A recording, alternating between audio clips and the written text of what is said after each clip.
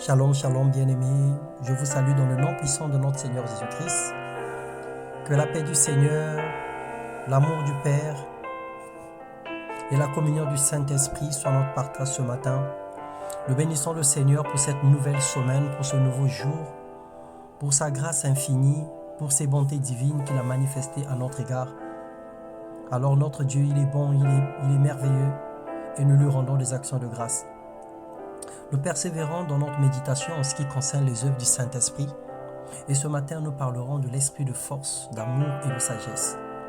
La Bible déclare dans 2 Timothée, le chapitre 1, le verset 7, « Car ce n'est pas un esprit de timidité que Dieu nous a donné, mais un esprit de force, d'amour et de sagesse. » Alors pourquoi avons-nous besoin de force? Pourquoi avons-nous besoin d'amour? Et pourquoi avons-nous besoin de sagesse dans notre vie? Nous avons besoin de la force pour prier, pour lutter, pour combattre. Nous avons besoin de l'amour pour faire le sacrifice dont Dieu nous demande de faire, de porter notre croix, de le servir. Et il faut le faire avec beaucoup d'amour et d'empressement. Et nous avons besoin de la sagesse pour discerner ce qui vient de Dieu et ce qui vient du diable.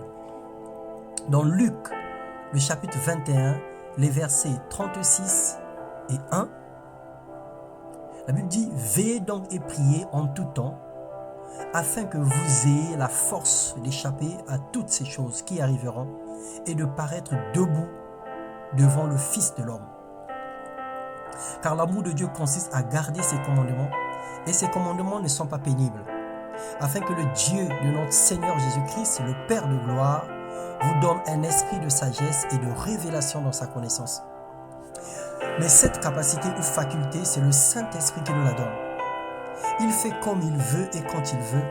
Notre responsabilité, c'est simplement d'implorer le Père au nom du Seigneur Jésus-Christ, d'aspirer à la plénitude de cet esprit, de rechercher plus du Saint-Esprit, de chercher de tout cœur, de dépendre totalement de lui, de se laisser être conduit et dirigé par sa force, de crucifier la chair et ses désirs et de vivre au-delà de nos 5 sens.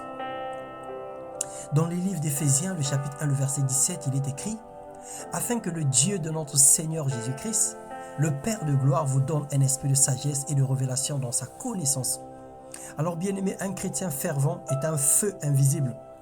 Sur son passage, les esprits impurs, les sorciers et les mauvaises choses s'écartent en lui faisant place.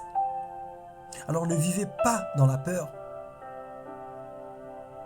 Voici ce que Dieu dit de toi qui as cru.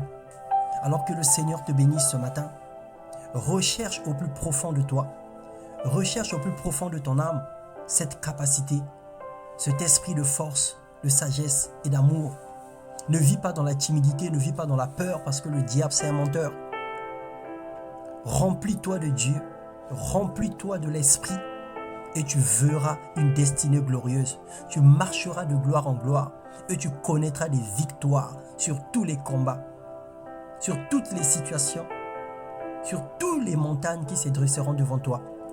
Parce que ce n'est plus toi qui vis, mais c'est Christ qui vit en toi. Et lorsque Christ vit en toi, c'est l'espérance de la gloire. Et c'est Christ qui combat à l'intérieur de toi au travers de la force du Saint-Esprit. Alors que le Seigneur te bénisse ce matin. Réalise la grandeur de Dieu, réalise la puissance de Dieu et réalise le don que le Seigneur t'accorde encore ce matin. Dans le nom puissant de Jésus.